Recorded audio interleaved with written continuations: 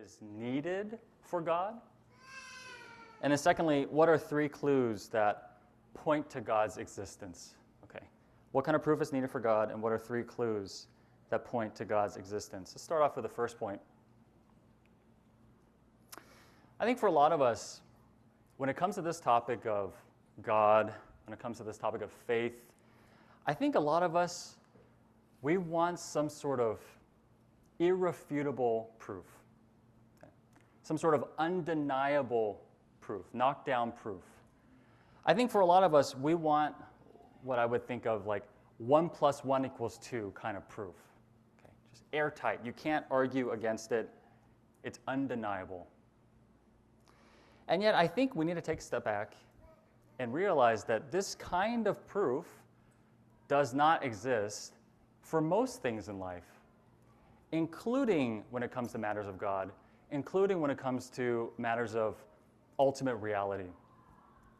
And so ultimately, nobody can really prove anything when it comes to the topic of God or the topic of ultimate reality.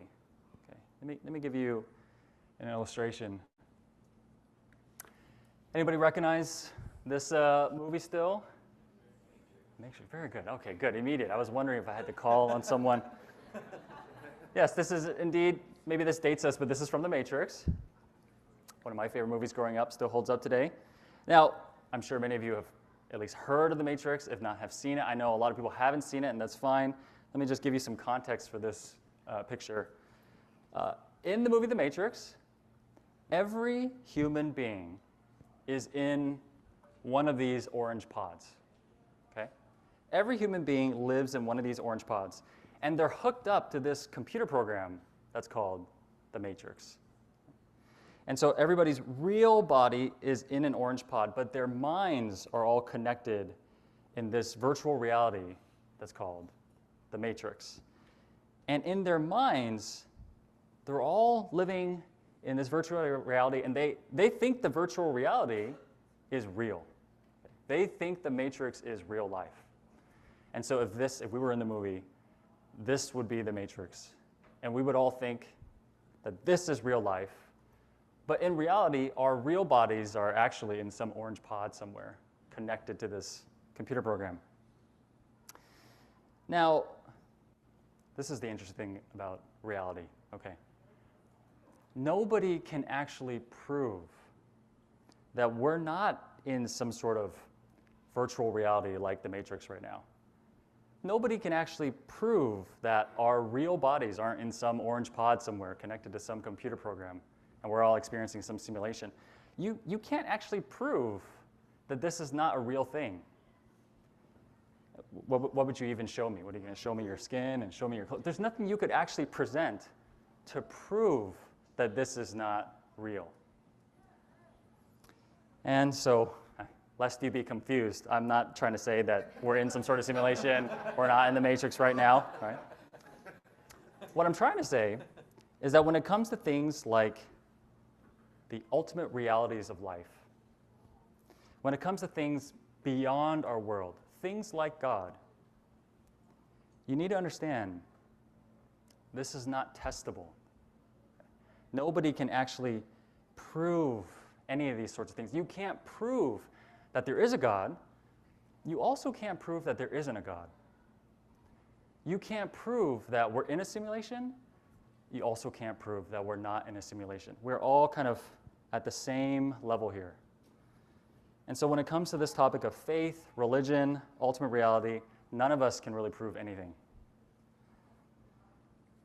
And so you might be thinking, okay, then is that the end? Is that it for the sermon? Like, what are we doing here? What are we talking about? And that's why I titled the sermon today, is it rational to believe in God? Nobody's talking about 100% certainty. Just, is it rational? Does it make sense? And what I'd like to suggest to you today is that even though there's no irrefutable knockdown proof that God exists, and there's no knockdown proof that God doesn't exist, what I'd like to suggest to you is that it is just as rational to believe that God exists and to believe that he doesn't exist. It makes just as much sense and I'd say, in some ways, more sense to believe that God exists than to not believe that God exists. It actually, I think, is more consistent with what we understand about the world. It's more consistent with what we understand about ourselves.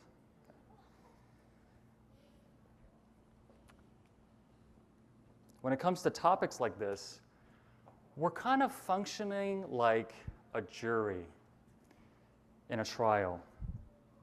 Many of you, perhaps you've been called for jury duty. You've served on a jury. A lot of us will one day. And if you've ever served on a jury, you kind of know how it works. You are presented with a bunch of clues, a bunch of evidence. And the accuser will present evidence, and the person being accused, the defendant, will present evidence and clues. And you as a jury, you have to decide, okay, which explanation of the clues makes the most sense, right? And obviously, you're not expected to have 100% certainty. You're just the jury. But you're trying to reach a conclusion that's reasonable. That's why they have that phrase, beyond a reasonable doubt. Okay? A rational conclusion. And so we're trying to do a similar thing when it comes to this topic. We're trying to look at what we know about the universe, the clues that we have, the evidence that we have, and we're just asking, what's the best explanation for what we see, for what we know?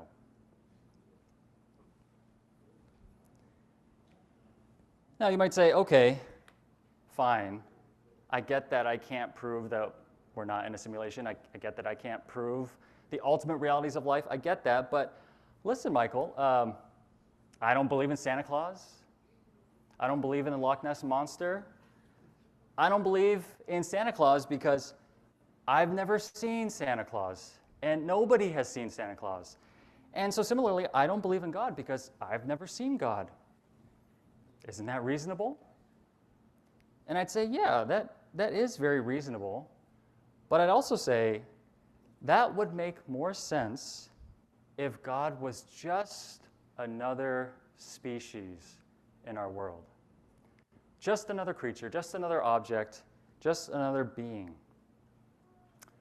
But God's not like that, is he? You see, we don't relate to God like how we would relate to another creature in our world. We relate to God more like how Gandalf from The Lord of the Rings would relate to the author of The Lord of the Rings, Tolkien. Okay. How would Gandalf ever figure out anything about J.R.R. Tolkien? Gandalf would never figure out anything just by searching the Shire and going into this cave and searching this forest. Gandalf, as great as he is, he would never find out anything about the author. The only way Gandalf would figure out anything about the author is if the author wrote about himself into the story. If Tolkien included clues about himself in that world, that's the only way Gandalf would figure it out. And that, I think, is similar to what God has done for us. So we're going to go through 3 clues for God's existence. And the first clue is this: why does our universe exist? Why does our universe exist? You know, for every single thing in our universe, there's some sort of explanation for how it got there. Right? Things don't just pop out of nothing. Right? Things don't just appear out of thin air. Everything in our universe has some sort of origin. Like if you went home today and you found a little elephant in your living room, you wouldn't say, oh wow, must be a magical elephant. Must have popped out of nowhere. No, you'd say, okay, I gotta call animal control or something. I gotta figure out how this elephant got there. It got there in a certain way. There's a reason why it got there. And people have theorized, okay, this is true for the properties of everything in our universe. So what about our universe as a whole? How did our universe get here? Now, science has kind of settled on an answer to this question. And if you ask most scientists today, what they would tell you is that the universe began through something called the Big Bang. I had words here that said the Big Bang. You're just going to have to imagine it. I don't know where they went, but that's okay. It's not super crucial. Science has kind of settled on the Big Bang being the answer to this question. Wow. Apparently, I put a transition. I normally don't, but all right. There you go, just like that. All right. Stephen Hawking wrote this in 1996. He says, almost everyone now believes that the universe and time itself had a beginning at the Big Bang. Everyone, almost everybody believes, almost every scientist basically believes that the universe and time itself had a beginning at the Big Bang. And now the question for us is, what caused the Big Bang? You know, what's interesting is the Big Bang as a theory actually has not been around for that long, less than 100 years. It actually originated as a theory in 1930, around 1930. And there's a scientist named George Lemaitre, and he theorized that the universe began as this single white-hot ball. And in that single white-hot ball, it's called the singularity now, in this ball was the entire universe. And this ball, at the Big Bang, it exploded into trillions of galaxies, planets, stars, everything. He called it the cosmic egg, okay, metaphorically, the cosmic egg. And again, this theory has not been around forever. What's interesting is before the Big Bang, you know what people believed? People believed that the universe was eternal. People believed that the universe has been around forever. There was no time where the universe did not exist. They believed that the universe was eternal. And then something changed. And what changed is the science changed. We made more scientific discoveries because of the work of Einstein with the theory of relativity and George Lemaitre and others. Now, virtually all scientists agree. The universe is not eternal. It had a beginning, probably around 14 billion years ago. I thought it's really interesting. You'd figure that if the science shows it, everybody would accept it, but actually not everybody accepted the Big Bang. It actually took decades for the Big Bang to be fully accepted. And what's interesting is that the reason why certain scientists didn't like this theory has nothing to do with the science. Most of them, the people that had an issue, they had an issue not with the science, but with the philosophy behind it. They thought that the Big Bang pointed to, implied the existence of a creator. Case in point, even as recent as 1989, again, not that long ago, here's an article written by this scientist named John Maddox in a scientific journal. He wrote this article called Down with the Big Bang. And in this journal, in this article, he wrote this. He said, the Big Bang is philosophically unacceptable. See what he's saying? Notice he didn't say scientifically unacceptable. He said it's philosophically unacceptable. Now, why was it philosophically unacceptable? He said this. He said the reason why it's unacceptable is because creationists, people that believe in a biblical creation, that God created the universe, creationists who are seeking support for their opinions have ample justification in the Big Bang. See what he's saying?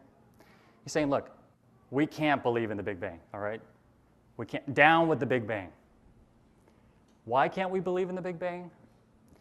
Because it points too much to there being a creator.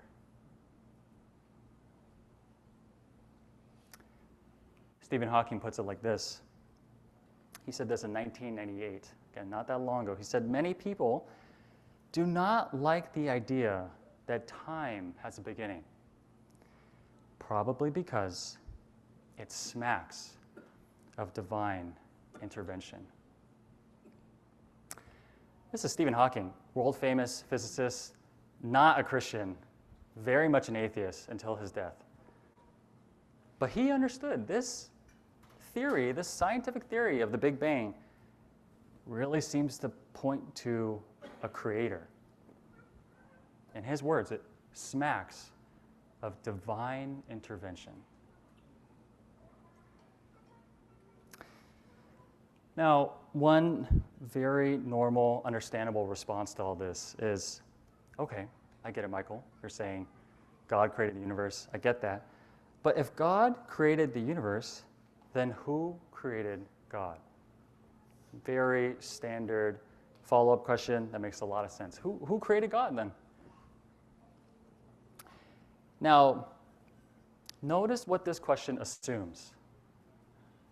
This question assumes that God is just another creature just like us, has the same sort of properties as the rest of the universe, just another being, just another object.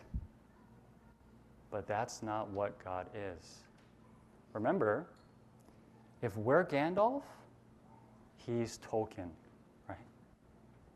God is not Gollum, all right?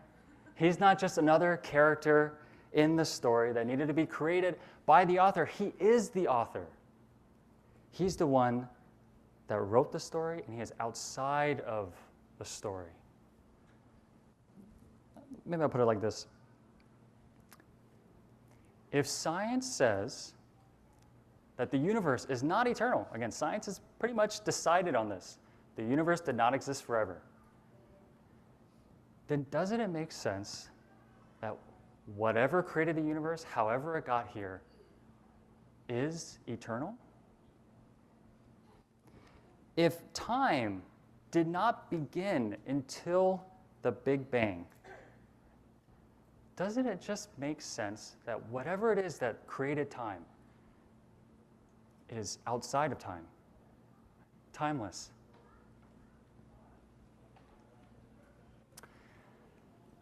I must say, oh, another transition. Here we go. All right. I went down a pretty deep rabbit hole trying to explore this topic. This is not my area of expertise. Okay, I come from accounting and theology, not cosmology. And so for me, I really want to check all these boxes, cross every T. And my question was, look, okay, if all the science points to the Big Bang, then what do atheistic scientists think about all this? Like, what's their response, right? What's their explanation for the Big Bang? If it's not God, what's their explanation, right? To me, that's the sensible question to ask. So, of course, I went back to the great Stephen Hawking, atheist, physicist, and I wanted to ask, well, okay, what's his answer to this question? And this is his answer in a nutshell. He says this. He says, because there is a law such as gravity, the universe can and will create itself from nothing. Let me read that one more time. Because there is a law such as gravity, the universe can and will create itself from nothing. Now, I don't know how many of you listening to this had the same kind of gut reaction that I had. My instant reaction was, okay, so you're saying that gravity caused the Big Bang, gravity caused the white hot ball of the Big Bang to explode into trillions of galaxies. Okay, let's just assume that. But how did the law of gravity get there? Where did gravity come from? Because as far as I understand, this is not my area, but we don't think gravity is eternal. That's not what the science shows. Gravity is just a feature of our universe. Okay. Where did gravity come from? And I just thought this is just, silly me, little accountant me. I don't understand. What do I understand about physics? I went on a Reddit thread where people basically explored the same question, all right? And if you know Reddit, there's subreddits. This is the science subreddit, all right, not the Christianity one.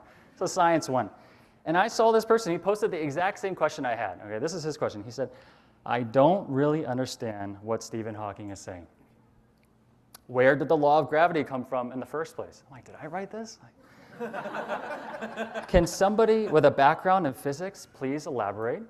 Okay, that was the question. Where did the law of gravity come from? Someone please help us. Here's a top comment. This is the most upvoted comment. 50 upvotes, all right? Not that many, but. Here's the top comment.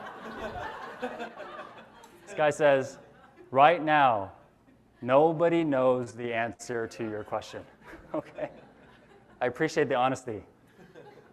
Nobody knows where the law of gravity came from, how the Big Bang started. Stephen Hawking doesn't know. This random person on Reddit doesn't know. Nobody knows.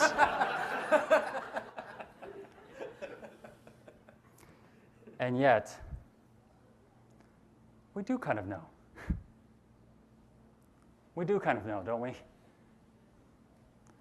The law of gravity, the cosmic egg of the Big Bang. I think we all do kind of know what makes the most sense, not just philosophically, but scientifically. And I think the only answer that really makes sense is that our finite, temporary universe was created by an infinite being. Science has been pointing to what the book of Hebrews has said all along. The author of Hebrews writes this. He says, by faith, we understand that the entire universe was formed at God's command. And I think this is so right. And again, as the author himself in Scripture admits, we understand this by faith. We understand by faith that the universe was created by God. But listen, let me make this really clear. What's the alternative to this?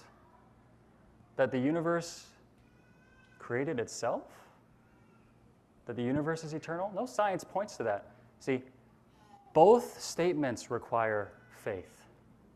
Whether you believe that God, some infinite being, created the universe, or you believe, against science, that the universe somehow created itself, both of these require faith. And I'll just say, quite frankly, I think it takes far greater faith against the data to believe that the universe created itself.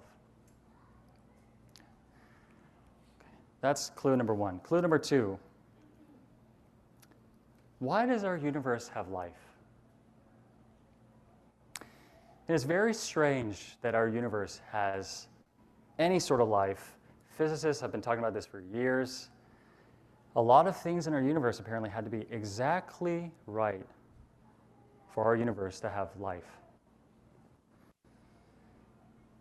There's this book called Just Six Numbers, and the author of this book, Martin Rees, he's a cosmologist at Cambridge.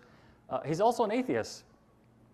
But even though he's an atheist, he wrote this book to make a case that our universe is, in his words, finely tuned. Okay, not my words, his words. That's how he describes it. Our universe is finely tuned for life. And he shows in this book that there are 6 numbers, and he calls them 6. Other people will say there's 15, whatever. But he says there's 6 numbers, 6 constants in our universe, including the force of gravity, the conversion factor of nuclear fusion, amongst other numbers. These 6 constants are essential for life to exist in our universe. And he says, if any one of them were to be untuned, again, his words, not mine, if any one of these numbers were to be slightly off, there would be no life, and not just that, there would be no stars, there would be no planets, there would be no galaxies. The most dramatic example, I think, of this is something called the cosmological constant. And this is referring to the force that pushes the universe apart. It's the force that kind of makes space expand faster. And this number is an insanely tiny number. It is 1 part in 10 to the 120th power. So if you had to write this out, okay, because it's hard to kind of wrap your mind around that, it is 0.0000. You have to put 119 zeros followed by a 1. Okay. A very precisely small number, okay, to say the least. Now, why is this number important? Well, if this number were too big, okay, so let's just say instead of 119 zeros, it's just 118 zeros. Or instead of ending in a 1, it ends in a 2. Then there would be no stars, no planets, no galaxies. The universe would have expanded too quickly, and none of these things would have actually developed. If this number were just a little bit too big, let's just say a little bit too small, so let's just say 120 zeros, then the universe would have collapsed upon itself. So for life to exist, this number had to be just right there, okay, precisely this number. And this is just one of Martin Rees' 6 numbers. Now listen, this is just a lot of numbers talk. It's hard to kind of visualize this. Let me try to give you an illustration. Imagine that we're at the beach, okay, and we're standing in front of the ocean, and I turn to you and I hand you a single teaspoon. And I said, hey, why don't you take this little teaspoon and go dip this teaspoon into the ocean water and bring it back to me. So you do that. You dip your little teaspoon into the water, a little teaspoon of water, you bring it back, place it on the ground. Right, good. Here's another one. You take that teaspoon, dip it into the water, another little teaspoon of water, bring it back. Good. I have an infinite number of teaspoons, so I just keep giving you 3, 4, 5, infinite number, until eventually you have managed to empty out all the water from all the oceans of the whole earth just by using teaspoons.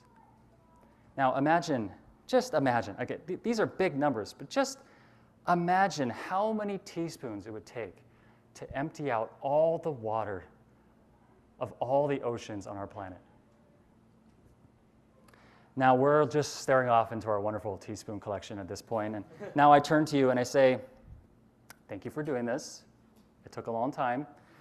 Now, lucky for you, the fate of the universe is in your hands. And I have randomly selected one of these teaspoons. And if you don't select the right teaspoon, then the universe will collapse, okay? This is your responsibility now. But if you do select the right teaspoon, great, universe survives, all right? Now, I don't know about you. If I were in that position, I would just turn right back and say, well, I guess the universe is going to die.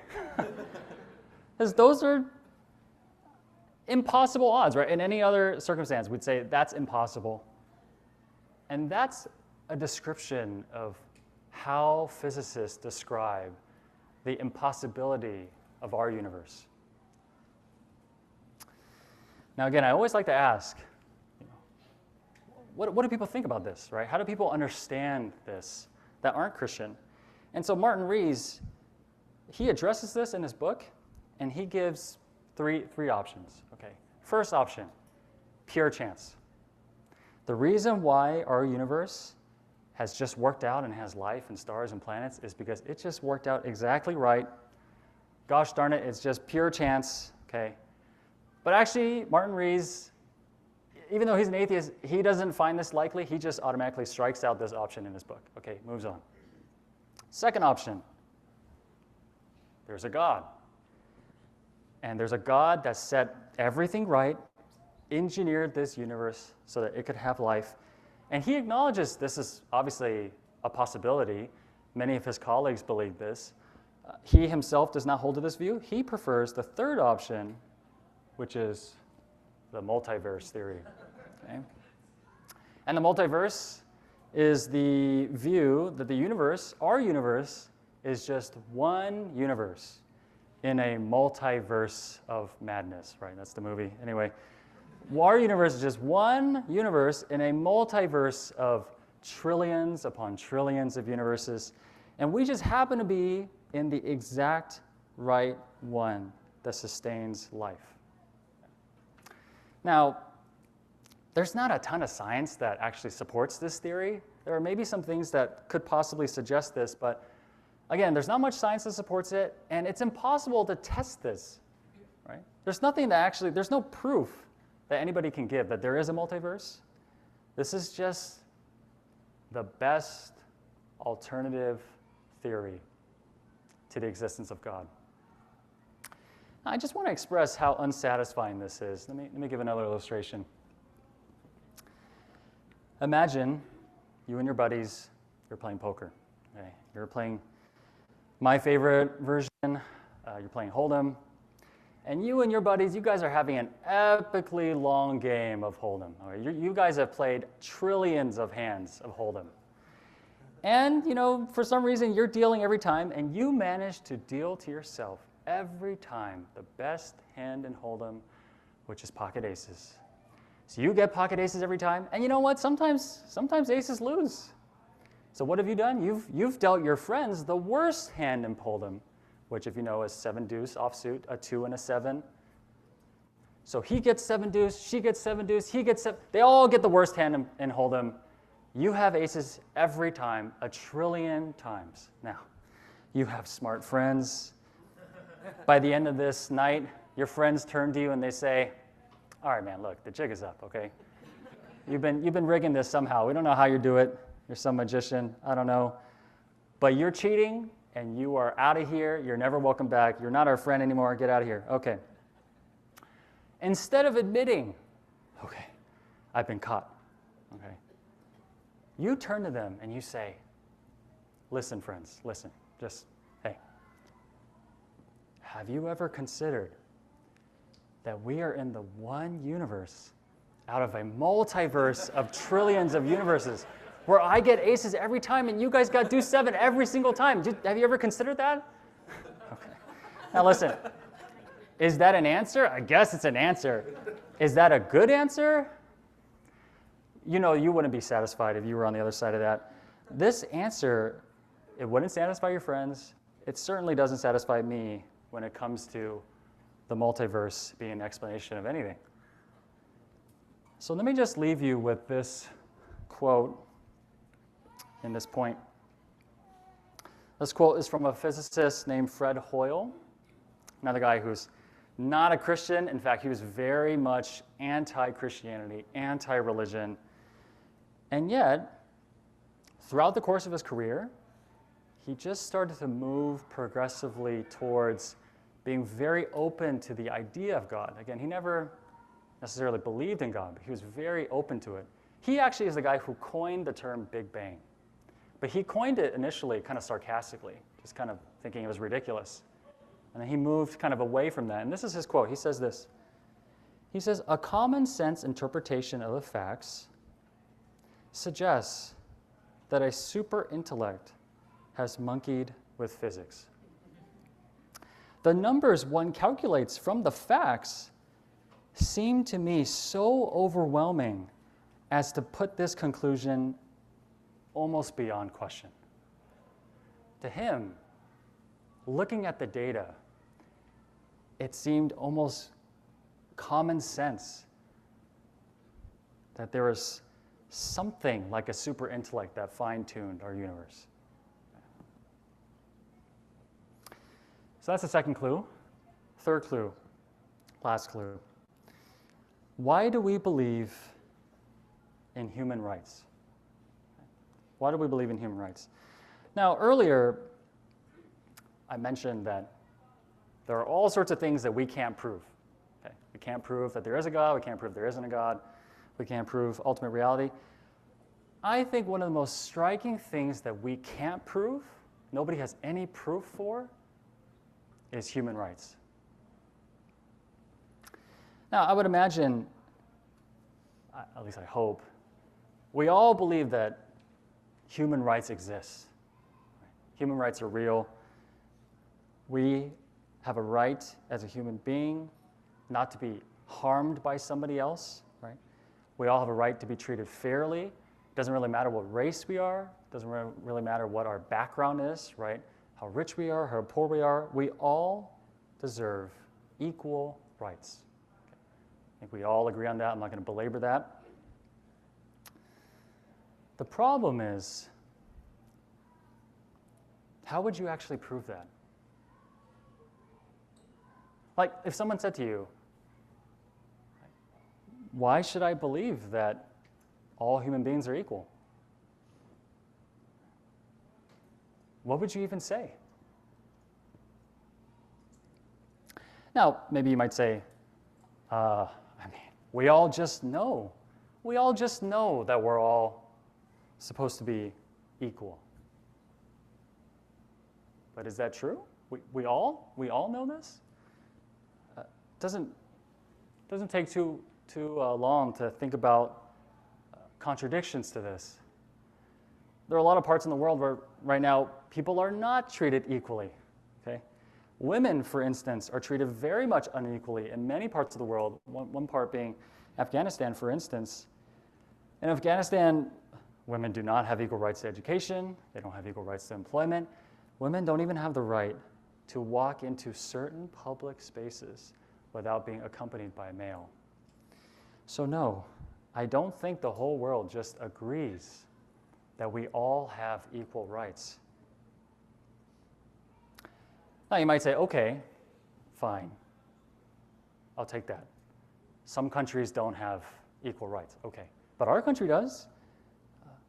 And even if some countries don't agree on this, we all still know that this is true. Okay? It's just obvious. But again, I'd say, is it obvious? What makes it obvious? If there is no God, I apologize for how graphic this is, some blood on that lion's mouth, but if there is no God, and we're all just another species in the animal kingdom, why would it be wrong for you to trample on my rights? What makes that wrong? In the rest of the animal kingdom, there are no equal rights. There's no animals advocating for the equal rights of another animal. If you observe nature, all you see is survival of the fittest. You see strong eating the weak. See, strong eating the weak, that's actually what's obvious when you observe nature, when you just think about it. But we as human beings, for whatever reason, we intrinsically feel we're not supposed to hurt each other. Why is that? Now, someone might say, okay, but don't we have equal rights from the law? Doesn't the government give us equal rights? Like the Constitution, right? The Bill of Rights gives us rights. Like, isn't that true? Now, see, there's a really big issue.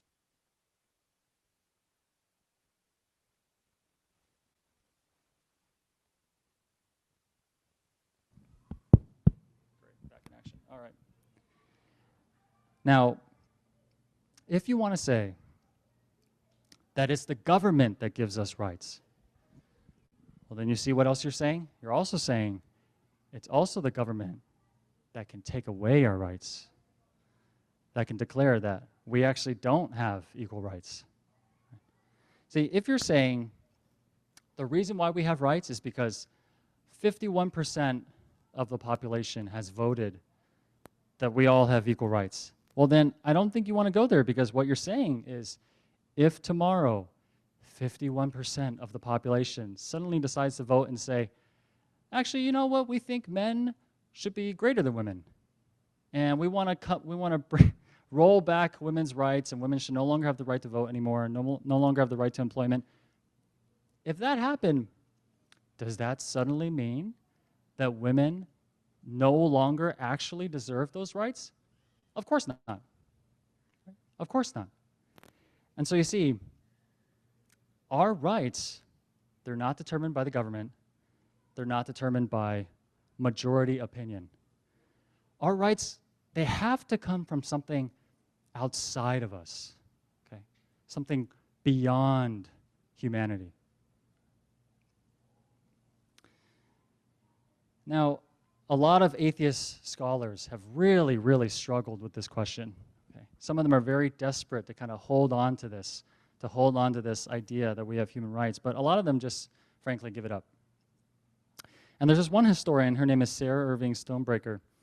She has written about her journey with this.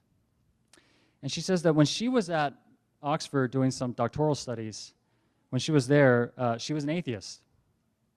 And one day, there's this visiting scholar from Princeton who was giving a series of lectures. And this was apparently a really famous atheist professor. And she was really looking forward to these lectures. And these lectures ended up changing her life, just not in the way that she expected it to. She describes what this professor was saying. She describes this lecture. And he starts to make this case that the innate preciousness of human life is a myth. In fact, he says it's a Christian myth. And then he says this, he says, the sanctity of human life can't be rationally defended. He says, in reality, humans are nothing more than a higher form of a primate, right? We're just another animal. And therefore, there's really no basis for believing that human lives are inherently valuable. And then he gives a specific example when it comes to babies. He says this, he says, look, a week-old baby is not a rational being. He says, look, there are a lot of non-human animals whose thinking ability is greater than a human baby's. And he says, therefore, parents should have the right to terminate the lives of their newborn babies. Okay, crazy stuff, all right? Now, listen, before I tell you Sarah Irving's response to this, okay, let me just ask you, how would you even respond to this? To this atheist professor stepping into his worldview, how would you offer a rebuttal to this? What would you say? You can't base it on the law. Laws can change. You can't base it on nature. Nature agrees with him. You can't base it on common sense. What's so common about it? He disagrees with you.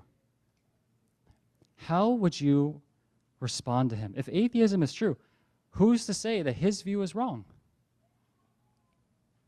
And so for Sarah Irving Stonebreaker, she describes her feelings after listening to these lectures. And she said that she felt like she was experiencing an intellectual vertigo. Okay? She felt like she was spinning, falling. She just didn't know where she stood anymore. And she says, I began to realize the implications of my atheism were incompatible with every value that I held dear. And then eventually, a few years after her PhD, she became a professor herself. And then one day, she found herself walking into a church for the first time, actually seriously considering the faith. And she says that she discovered that all her beliefs in human rights, all of her longings for justice, they were ultimately more satisfied by the teachings of Jesus than by her atheism. This is how she puts it. She says this, she says, as I thought this through, I had an awkward, sinking feeling. Care for the marginalized and the equality of all human life did not stem from atheism at all. They were actually, I cringed, Christian principles.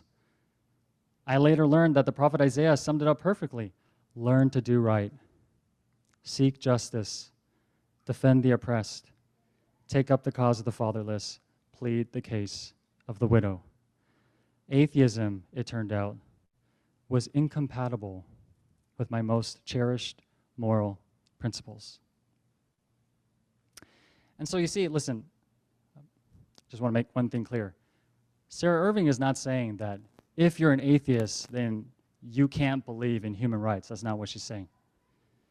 What she is saying, though, is she's saying, look, if you are an atheist and you're trying to be a consistent atheist, if atheism is really true, you can believe we have human rights, but you have to understand, you don't really have a basis for it. It doesn't make sense within your belief system. If atheism is true, then no one really has any actual, unconditional human rights.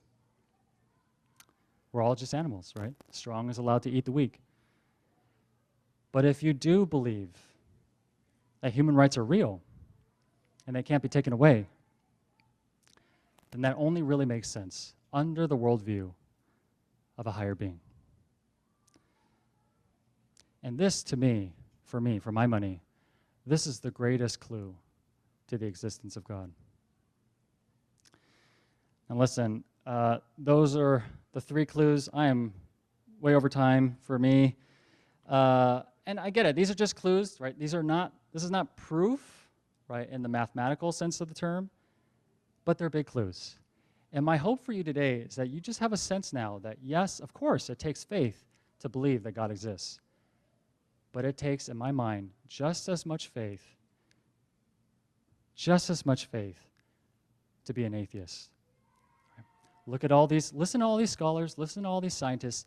They started out as atheists, and then slowly but surely they had their atheism ripped away from them. Not because they didn't want to hold to it, but because it didn't line up with their reality. Now, listen, just one last thought. I get that these are just clues. I know you're probably sitting there thinking, great, these are good clues, but why couldn't God give us more than just clues? Why couldn't he do that? And I hear that, and we don't have time for that today. In a few weeks, we will be talking about how God did give us something more than just clues. He gave us himself. And what we're going to see in a couple weeks is that, listen, God is very different from Tolkien. See, God did something that Tolkien never did. Tolkien, as much as he loved that world, as much as he loved those characters, you'll never see a little hobbit named J.R.R. in the Shire. Okay? You'll never see somebody that resembles Tolkien written into that story. You'll never see that. But God did write himself into our story. And he didn't just give us a few clues. He gave us himself. And, for me, after all this study about cosmology and the universe and galaxies and planets and stars, I got to tell you, after all this study, the thought that the creator of the universe, the creator of trillions upon trillions of galaxies, would then come in the form of a vulnerable baby is staggering to me. It's overwhelming. God gave us more than a clue. He gave us himself. Let's pray to him.